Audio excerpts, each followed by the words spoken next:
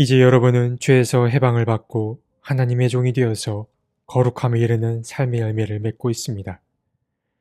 그 마지막은 영원한 생명입니다. 죄의 삭은 죽음이요 하나님의 선물은 우리 주 예수 그리스도 안에서 누리는 영원한 생명입니다. 로마서 6장 22에서 23절 말씀. 로마서 6장은 로마서 5장에서부터 이어온 이야기로 시작됩니다. 바울은 1절에서 말합니다. 그러면 우리가 무엇이라고 말을 해야 하겠습니까? 은혜를 더하게 하려고 여전히 죄 가운데 머물러 있어야 하겠습니까? 바울의 이 말은 로마서 5장 말미에 있었던 질문에 대한 사람들의 반론을 예상해서 한 그의 발언입니다.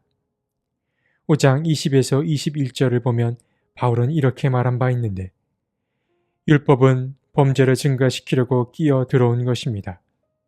그러나 죄가 많은 곳에 은혜가 더욱 넘치게 되었습니다. 라고 말했습니다. 이 말은 충분히 이렇게 들릴 수 있습니다. 은혜를 풍성히 받기 위해서는 그만큼 죄가 많아야 한다. 라고 말입니다. 바울은 마치 은혜와 죄가 비례한다고 말하는 것 같습니다. 그러나 바울은 이런 오해를 막기 위해 1절에서 자발적으로 문제를 제기했는데, 그가 하고자 하는 말은 은혜를 더욱 넘치게 받기 위해서 많은 죄가 필요한 것이 아님을 밝히고 있습니다. 그러니까 바울이 전하고자 하는 핵심 메시지는 바로 우리는 죄에 대해서 이미 죽은 자라는 사실을 인식하는 것입니다. 바울은 자신이 이렇게 말하는 것의 근거를 6장 2에서 11절을 통해 풀어내고 있는 것입니다. 그는 먼저 3과 4절에서 예수의 이야기를 꺼냅니다. 바울이 이처럼 말하는 이야기의 근거는 바로 예수에게 있습니다. 바울은 4절에서 이렇게 말합니다. 그리스도께서 아버지의 영광으로 말미암아 죽은 사람들 가운데서 살아난 것과 같이 라고 말합니다. 바울에게 있어서 신앙의 중요한 요소는 예수의 부활입니다. 예수는 죽음을 이기시고 부활하셨습니다. 그가 부활했다라는 말은 예수가 곧 죄와 죽음을 극복했음을 뜻합니다. 그리고 다음으로 바울에게 중요한 신앙적인 요소는 세례입니다. 그리스도인들은 세례 받음으로 예수가 일으킨 사건에 동참하게 됩니다. 여기서 예수가 일으킨 사건은 조금 전에 말씀드린 예수의 부활을 일컫습니다. 그러니까 그리스도인들은 예수가 부활하심으로 죄와 죽음을 이기셨듯이 세례를 통해 예수가 경험한 죄와 죽음을 함께 극복하게 되는 것입니다. 그래서 결과적으로 본다면 우리가 많은 은혜를 받기 위해 굳이 많은 죄를 지을 필요는 없는 것입니다. 이어지는 5절에서 7절에서도 바울이 중요하게 생각하는 신앙적인 요소가 한 가지 더 등장합니다.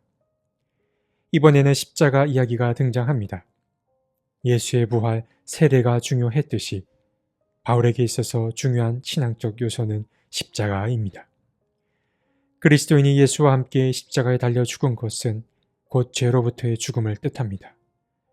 그렇기에 바울은 예수를 믿는다면 그리스도인은 죄에 대해서 죽을 수밖에 없음을 드러내고 있습니다. 그리고 이어지는 8에서 11절은 지금까지 바울이 강조하고자 하는 것을 다른 말로 바꾸어 이야기하는 대목이라고 할 수 있습니다. 바울은 이제 자신이 강조한 것들이 단순히 하나의 개념으로만 남아서는 안 됨을 강조합니다. 바울은 잘 알았습니다. 암보다 더 중요한 것이 있음을 말입니다. 그것은 바로 삶입니다. 자신이 아는 것을 이제 삶으로 살아낼 과제가 남은 것입니다. 변화는 알면서 그치면 안 됩니다. 그럼 그 알은 사람을 교만하게 만들 뿐입니다. 변화는 평범한 일상에서 드러나야 합니다. 그래서 바울은 말합니다. 오히려 여러분은 죽은 사람들 가운데서 살아난 사람답게 여러분을 하나님께 바치고 여러분의 지체를 의의 연장으로 하나님께 바치십시오. 그리스도인들은 무엇답게 살아야 합니다. 바로 죽은 사람들 가운데서 살아난 사람답게, 다시 말해 죽음에서 멀어진 사람답게 살아야 합니다. 바로 그럴 때 우리가 아는 것이 참다운 알미 될 수 있는 것입니다. 바울은 15절에 이르러서 다시 처음으로 되돌아갑니다. 그는 1절의 말씀으로 돌아갑니다. 1절은 어떤 이야기라고 말씀드렸습니까?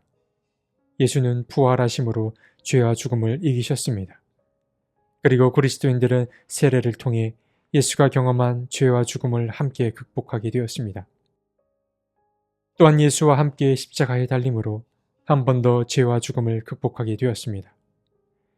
그래서 그리스도인들은 더 많은 은혜를 받기 위해 굳이 더 많은 죄를 지을 필요가 없는 것입니다. 1절은 바로 이것을 말하기 위한 바울의 반문인 것입니다. 그리스도인들은 두 가지 선택 앞에 놓여 있습니다. 하나는 죄이고 다른 하나는 순종입니다. 그리스도인들은 죄와 순종 가운데에 하나를 택해야 합니다. 죄를 선택하면 죄의 종이 되어 죽음에 이르게 됩니다. 그러나 순종을 선택하면 순종의 종이 되어 의에 이르게 됩니다. 그러나 이제 그리스도인은 하나님 앞에 순종함으로써 의의 종이 되었습니다. 이전에는 누구나 죄의 종이었으나 이제는 예수를 믿음으로 누구나 의의 종이 된 것입니다. 그렇기에 그리스도인은 이제 죄로부터 멀어진 사람답게 살아야 합니다. 이제 6장의 마지막 단락입니다. 바울은 그리스도인에게 하나님의 선물이 도착했다고 말합니다. 그것은 영원한 생명입니다. 바울은 말합니다. 이제 여러분은 죄에서 해방을 받고 하나님의 종이 되어서 거룩함에 이르는 삶의 열매를 맺고 있습니다.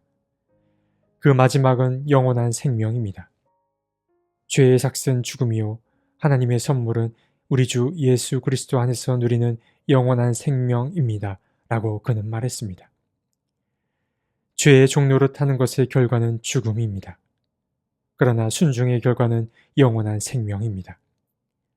여기서 영원한 생명은 불사신처럼 죽지 않고 영원히 사는 그런 생명을 뜻하지 않습니다. 영원한 생명은 하나님과 늘 동행하는 것을 뜻합니다. 누구나 죽습니다. 믿는 자나 믿지 않는 자나 모두 죽음을 맞습니다. 그러나 영원한 생명이란 서로 주고받음으로 하나가 되는 것을 뜻합니다. 먼저 하나님이 나와 늘 동행한다는 사실을 아는 것, 이것이 첫 번째입니다. 그리고 두 번째는 내가 그분의 동행을 믿으며 그분의 뜻을 실천하려고 하는 것입니다. 이 두 가지가 합쳐질 때 우리는 영원한 생명에 돌입했다라고 말할 수 있는 것입니다. 로마서의 말씀이 쉽진 않습니다. 논리적인 이야기가 담겨 있기 때문입니다. 그러나 로마서 안에 담긴 메시지는 매우 단순합니다. 복음은 누구에게나 열려 있다는 것, 그리고 그 복음을 믿는 사람은 죄와 죽음에서 자유를 누린다는 것, 그리고 마지막으로 죄와 죽음에서 자유한 사람은 그 자유함이 삶으로 드러나야 한다는 것입니다. 우리는 늘 자신을 돌아봐야 합니다. 자신이 지금 하나님과 얼마나 가까이 머무는지를 돌아봐야 합니다. 신앙이 깊어진다는 것은 삶이 삶으로까지 이어지는 것을 뜻합니다. 우리의 신앙이 해를 거듭할수록 점점 더 깊어질 수 있으면 좋겠습니다. 하나님, 우리가 정말 참 그리스도인답게 살고 있는지요? 우리가 여전히 죄의 종으로 살아가고 있다면 우리를 불쌍히 여기사 참 의의 종으로 살아가게 도와주옵소서. 날마다 우리의 믿음을 돌아보게 해 주옵소서. 아멘.